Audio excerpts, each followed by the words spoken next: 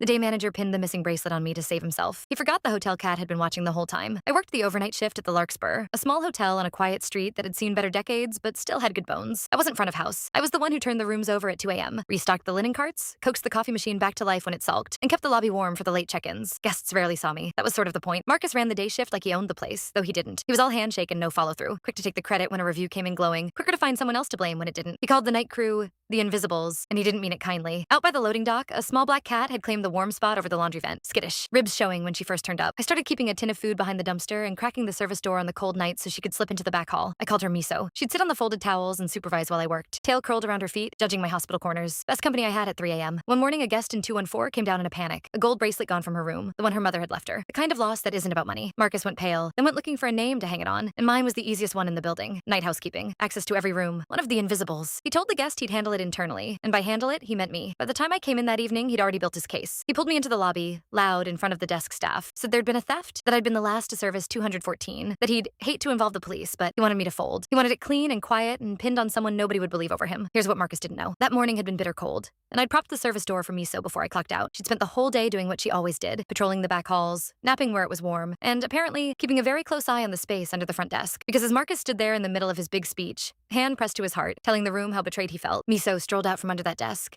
hopped up onto the counter, and dropped something shiny right beside the register, a gold bracelet. Its clasp still tangled around a business card with Marcus's name printed on it. The lobby went very quiet. Turns out Miso had been batting that bracelet around under the desk for hours, the same desk where Marcus kept his coat and his bag, and where, that morning, he'd tucked away a bracelet from a room he was sure only the Invisibles would answer for. And standing in the doorway, having come in unannounced to see her hotel for the first time in a year, was Mrs. Okafor, the owner. She'd watched the whole thing unfold, the accusation, and then the cat. She didn't raise her voice. She walked over, picked up the bracelet, read the card tangled in the clasp, and looked at Marcus for a long, long moment. I think, she said quietly, you should collect your things. The cat's already found them for you. Marcus was gone within the hour. The bracelet went back up to 214, to a woman who cried when it was fastened on her wrist again. And Mrs. Okafor sat down with me in that quiet lobby and asked, how the place ran at night, how it really ran. Nobody had ever asked me that before. I run the Larkspur now, days and nights both. First thing I did was put Miso on the payroll. Loss prevention, the schedule says. And I've never seen a title fit better. She still supervises the linen carts. She still picks the warmest towel in the stack. People ask how a night shift nobody ended up with the keys. Honestly, I didn't do anything but my job and feed a cat out in the cold. Some folks call that luck. Around here, we call it karma.